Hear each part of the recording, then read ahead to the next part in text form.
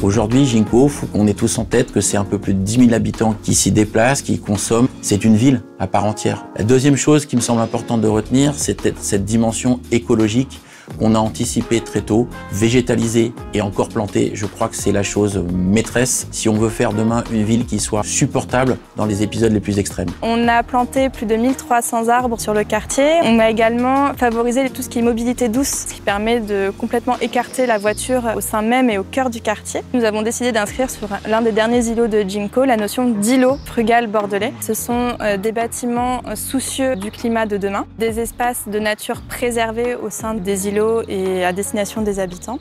La caractéristique de Ginko, c'est d'avoir pensé les espaces publics avant les espaces habités.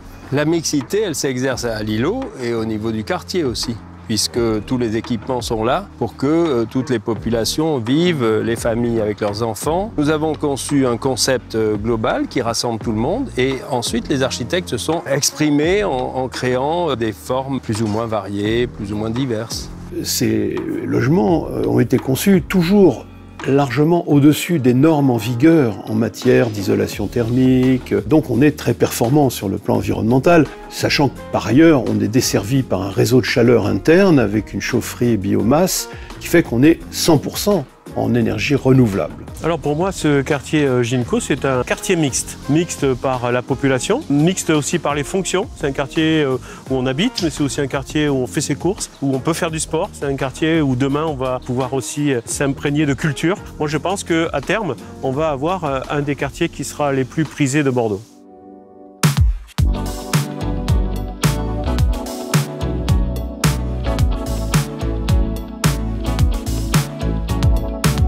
On habite ici pour à la fois la proximité de la ville, en pleine nature, avec également la promesse d'avoir tous les services possibles et imaginables en termes de déplacement. Les gens vivent ensemble, donc il y a ce véritable vivre ensemble qui existe. Je crois qu'on est un village dans la ville. Le centre commerçant Ginko, c'est l'espace commerçant du quartier. C'est 60 cellules commerciales, mais c'est surtout un espace de vie avec beaucoup de commerces de proximité, des commerces de destination, une offre commerçante diverse et variée pour le quartier et un lieu de partage fédérateur au service du lien social. On y propose énormément de choses et notamment un marché de plein air tous les samedis matins. C'est quelque chose qui était très demandé par les habitants. On a fait ce choix chez Urbanera de proposer aux commerçants une alternative de gestion des déchets. Plus ils trieront, moins ils paieront de charges et surtout plus leur impact éco-responsable sera fort. C'est à la fois aujourd'hui un centre de commerce, de proximité. On espère demain, et en tout cas on va tout faire pour que ça devienne un centre de destination dans lequel on puisse mêler à la fois le commerce, bien entendu, l'artistique, le loisir et effectivement créer une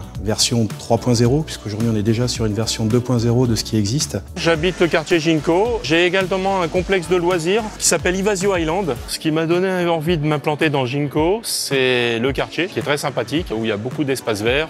C'est pas simple de trouver un local comme celui qu'on a trouvé là, il faut le dire. Le quartier Ginko nous a permis de concrétiser ce rêve. L'envie de m'implanter dans Ginko, c'est d'abord parce que c'est un quartier convivial et chaleureux. On est un peu à la ville, mais sans trop de ville. Pour nous, c'est pas des clients, mais c'est le papy d'à côté, la mamie. On a un lien, et vraiment un lien très proche à Ginko. On travaille avec Bouygues Immobilier depuis 3 ans. Il y a eu des anciens programmes qui ont été mis en place et cette année, on a décidé de justement lutter contre la fracture numérique au sein du quartier Ginko. Sur Ginko, il y a beaucoup de partenaires qui sont existants, donc ça a permis de la visibilité pour justement l'association Unicité et également aussi de montrer que Bouygues Immobilier faisait aussi des actions dans le sens des habitants.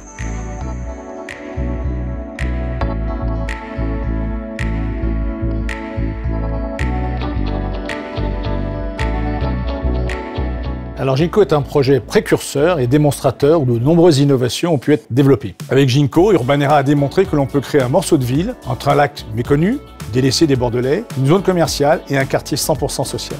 Ginko s'est imposé comme un quartier à part entière, démonstrateur de la ville du quart d'heure.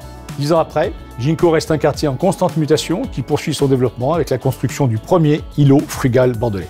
Urbanera accompagne les collectivités locales dans leurs projets urbains et existe pour faire battre le cœur de la ville et de ses quartiers sur le temps long.